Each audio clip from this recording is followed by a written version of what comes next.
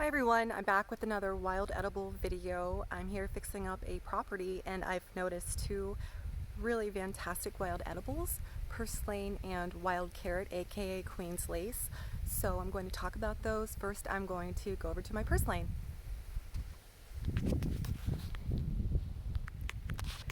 So this is purslane. First of all, how do you identify purslane? It grows out of one main taproot and then grows in a rosette pattern, sprawling out in all directions.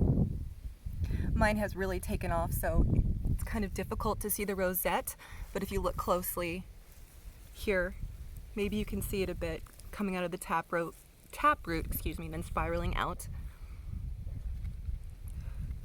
The plant is mostly flat against the ground, as you can see, with its leaves going upward. It never reaches too high, but can grow up a bit, several inches tall. The stem ranges from a green to a pinkish red, and it's sometimes even brown. The stem is kind of a pinkish brown color. The top of the leaves are slightly dark green, while the underside is a more matted light gray green. I'll show you. See the leaf? Here, the underside is much more matte compared to the shiny top portion of the leaf. The leaves are thick and they do retain water. A very succulent-like feel. At certain times of the year, purslane has little yellow flowers.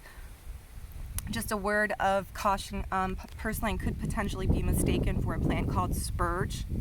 Spurge does not have the succulent leaves of purslane though, and also if you break open the stem of spurge, it emits a milky white liquid, so that's a good way to check to make sure that you're actually looking at purslane instead of spurge. Yeah, as I said, purslane is a wild edible.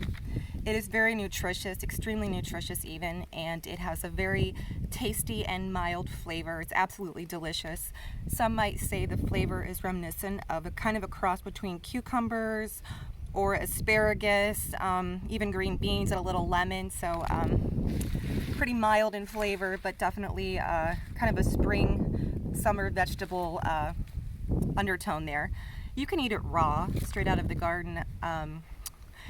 You might want to wash it first, of course, depending upon where you are. You could put it in a salad. You can saute it with some butter, onions, and garlic if you'd like. People even put it on pizza or in stir fries. You could add it to some Asian cuisine as well. Lots of different ways to cook it. And then, interestingly enough, it's said that the earlier in the day you pick it, the more sour of a flavor purslane has. So something kind of cool there. Just so you know, if you have any cats, you don't want your cats eating it. It is toxic to cats. And then another little word of caution, it does have oxalic acid, like a lot of other greens, like spinach. So if you're sensitive to that, just be aware. Or talk to a nutritionist to see if it's a good choice for you to eat, or even your doctor, or research it yourself. And then where does it grow? Purslane likes to grow in disturbed areas, and it basically grows in a lot of geographical areas of the world. So, yep, it likes the heat though. It does like the heat. Right now it is July where I am, mid-July, hottest part of the year, and it is thriving. Doesn't really like shade too well. Yep, so this is purslane. Now we're going to go talk about wild carrot, or aka Queen Anne's lace. Okay, here I am over by the wild carrot. Excuse me, it's super windy. Hope you can hear me okay. Anyway, yes, I'm standing right by the wild carrot, and now I will show you a video of it and explain some details of its benefits. Sorry, I got a little tongue-tied there. All right, here we go.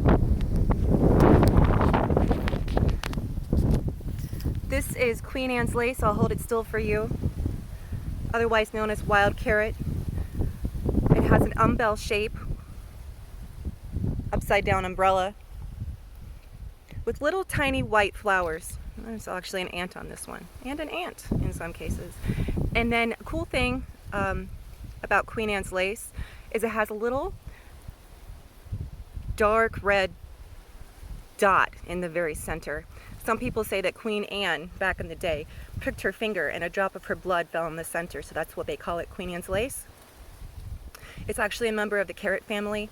You can harvest the root and eat it similar to a carrot. You can turn the flowers into a fritter, put some batter on them and fry them up. You can also take the leaves and put it in a salad. Adds a bit of a carrot-like flavor, not surprisingly. Yep, and then if you crush the leaves, it does kind of smell like a carrot. The leaves are very delicate in nature, kind of look like the top of a carrot. Again, not surprisingly, because it isn't so closely related to the carrots that we know, that we buy in the grocery store. Here's the leaves. It's very windy, sorry again. And here's what the flower looks like before it opens up. Do be careful, because some people have gotten this plant confused with a plant called water hemlock.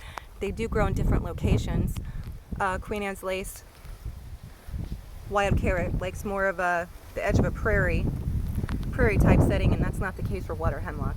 But just do be aware of that. Also, if you do choose to dig up the root, do so in a responsible manner. And just so you know, the root is not as big or as large as a normal carrot, nor is it orange. Okay, Queen Anne's lace, aka wild carrot. That's it for today. Hope everyone has a great day, and check back again later. Bye.